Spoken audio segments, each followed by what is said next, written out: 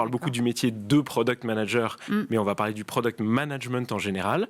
Et dans cette discipline, on va retrouver des gens qui vont être plutôt orientés sur le design, des gens qui vont être orientés sur la recherche utilisateur, par exemple, des gens plus tournés vers la technologie. Et le tout, ça fait un ensemble d'expertise, une discipline dont l'objectif est de créer les meilleurs produits pour les utilisateurs.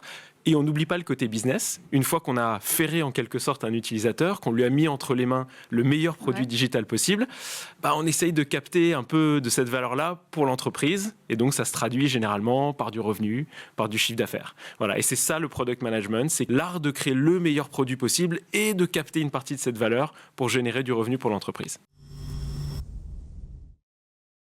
Déjà, la première chose, c'est se poser la question de savoir pourquoi on a besoin de product management dans une société comme United. Et une scale-up, donc ce qu'on appelle vraiment l'étape après la start-up, quand les volumes commencent à grandir, l'hypercroissance arrive. Et généralement, la première chose qui arrive, c'est que l'hypercroissance et la courbe d'hypercroissance, la courbe de ressources dont on a besoin pour faire les projets, commencent à ne plus être ensemble. Ouais. Et donc, on n'a pas assez de ressources pour faire tous les projets qu'on veut faire. Donc, la première chose qu'on veut faire, c'est mettre en place du product management afin de pouvoir mutualiser, standardiser les produits qu'on fait, les services qu'on rend, pour créer de la valeur et pour pouvoir répéter ces contextes avec d'autres clients ou d'autres partenaires.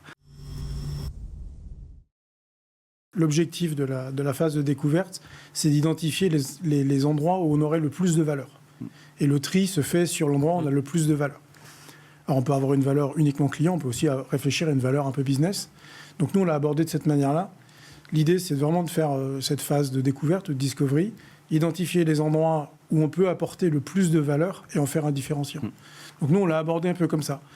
Et à la rigueur, on a eu la chance, nous, de commencer avec, franchement, une méthode qui a une grosse maturité maintenant, avec beaucoup d'exemples dans plein d'entreprises de la tech.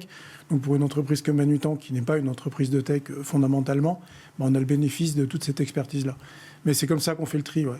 Et nos product managers, ils sont les détenteurs de la vision business avant tout.